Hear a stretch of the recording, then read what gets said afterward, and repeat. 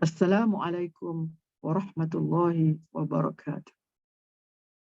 Tazkirah hari ke-18 bertajuk Kenapa payah nak dengar tazkirah? Assalamualaikum warahmatullahi wabarakatuh. Pada bulan Ramadan ini, hampir semua masjid dan surau mengadakan tazkirah, sama ada selepas, semasa, dan sebelum tarawih. Ia merupakan majlis yang Allah suka kerana ia adalah majlis untuk mengingati ayat-ayat Allah. Sungguh pun ia merupakan salah satu dari taman syurga, namun ada juga segelintir manusia yang kurang bersedia untuk mendengar tazkirah atas alasan seperti letih, ganggu ibadat solat, tazkirah yang mengata orang, dan sebagainya. Bila sebut tazkirah, rasa malas nak dengar, dengan tidak menafikan ada beberapa kelemahan dalam pelaksanaannya. Namun, tazkirah adalah suatu majlis yang baik kerana ia mengandungi ilmu tarbiyah yang boleh untuk mendidik jiwa. Allah Subhanahu wa taala berfirman, "Wa dzakkir fa inna dzikra tanfa'ul mu'minin." Surah Az-Zariyat ayat 55. Maksudnya, berilah peringatan. Sesungguhnya peringatan itu bermanfaat kepada orang-orang yang beriman. Saudara sidang pendengar, apakah kelebihan tazkirah? Mendengar tazkirah itu mendapat pahala dari Allah, sebagaimana solat mendapat pahala di sisi Allah. Berada dalam majlis ilmu, majlis tazkirah juga turut mendapat pahala. Malahan lagi mudah mendapat pahala dengan mendengar tazkirah, kerana hanya perlu memasang telinga sahaja, walaupun mungkin terlelap. Inilah kelebihan berada dalam majlis ilmu. Ini bermakna pahala itu tidak terhad hanya kepada salat sahaja, kerana cara untuk mendapat pahala itu luas. Apakah tazkirah mengganggu? Tazkirah mengganggu masa rehat kita.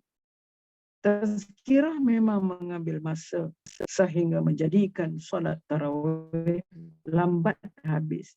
Dengan demikian itu, ia mengganggu masa rehat kita. Tazkirah mungkin mengganggu, tetapi hanya mengganggu beberapa minit sahaja, tidak sampai 1 jam. Tapi jika kita bandingkan waktu tazkirah itu dengan masa kita menonton TV, ber-WhatsApp dan ber-FB, tazkirah hanya mengambil masa sekitar setengah jam sahaja. Tidaklah lama sangat. Mungkin kerana kita ego untuk mendengar kata-kata orang lain menyebabkan hati kita berat mendengar tazkirah. Bagi kita, tazkirah adalah satu bebanan. Namun, berkorbanlah sedikit masa untuk mendengar nasihat dan tazkirah. Mudah-mudahan ia dapat melembutkan hati. Para sahabat dan para pejuang Islam mengorbankan dan mempertaruhkan nyawa mereka untuk Islam. Kita pula berat untuk mengorbankan sedikit pun masa untuk Islam. Kedua, tazkirah mengganggu kita. Tazkirah mengganggu kerja kita. Ada juga timbul perasaan kita waktu tazkirah disampaikan. Kita rasa hendak balik ke rumah kerana ingin buat itu dan ini. Di rumah terasa seperti banyak pula kerja yang ingin dibuat dalam masa setengah jam itu. Sapu sampah, kemas rumah, basuh baju, urus anak-anak dan lain-lain. Tetapi adakah kita buat semua perkara itu bila balik rumah? Sebenarnya nafsu kita itu sahaja yang berat untuk mendengar tazkirah. Maka alasan sengaja dicari untuk mengelak dari berada dalam majlis tazkirah. Lebih baik tunggu sekejap tazkirah itu. Tidak lama pun. Ketiga, tazkirah mengganggu salat. Tujuan tazkirah ialah untuk menambah ilmu dan mendapatkan kesedaran agar lebih semangat untuk melakukan kerja Islam. Kita dituntut untuk beramal dalam keadaan tahu dan faham. Bukan main ikut-ikut sahaja. Justru ilmu penting untuk menambahkan lagi kefahaman agama dan memperbetulkan salah faham tentang agama. Dengan itu, solat juga penting dan tazkirah juga penting. Ketika solat tarawih, kita dihidangkan juga dengan tazkirah, maka keduanya saling melengkapi antara satu sama lain.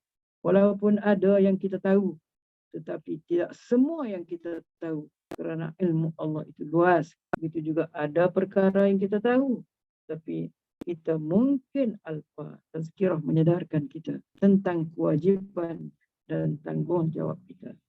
Saudara, tazkirah seperti ini, seperti doktor yang berusaha memberikan obat kepada masyarakat yang sakit. Walaupun mereka berasa seperti tidak sakit, malahan ada yang marah kalau mengatakan bahawa dia sakit. Pada hakikatnya mereka sedang sakit. Ada yang sampai kanser tahap 3-4. Maka pentazkirah cuba memberikan nasihat. Walaupun ada yang tidak berapa mahu sebagai tanda kasih sayang, kerana kita mahu agar kita semua boleh masuk syurga sama-sama. Bukan untuk marah dan mengutuk, tetapi memberi nasihat dan pengajaran. Apakah elemen tarbiyah yang terdapat di dalam tazkirah? Pertama, mendidik jiwa yang berat dengan agama. Kadang-kadang berasa sangat letih untuk mendengar tazkirah. Tetapi apabila keluar dari surau, makan dan hisap rokok sambil bersembang, hilang terus rasa letih tersebut. Di mana letih tadi?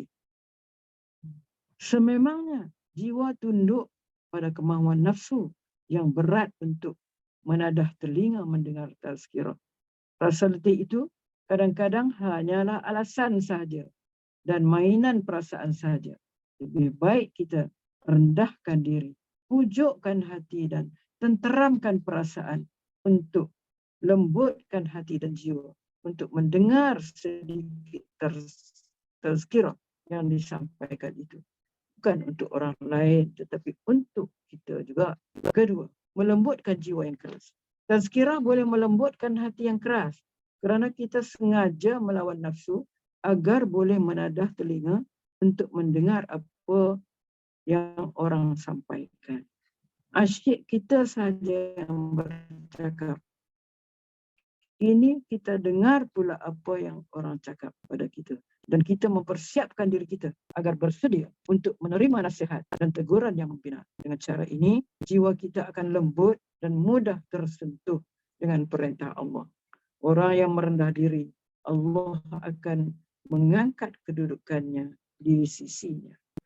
Alasan demi alasan yang diberikan itu sebenarnya adalah mainan nafsu sahaja. Insya Allah, jika kita dapat kalahkannya dalam bulan Ramadan ini, kita akan berjaya. Walau bagaimanapun, tidak dinafikan sesetengah orang yang memang ada urusan yang penting dan segera bersangka baiklah dengan mereka. Semoga Allah memberi hidayah kepada kita semua. Wabillahi taufiq wal hidayah. Assalamualaikum warahmatullahi wabarakatuh.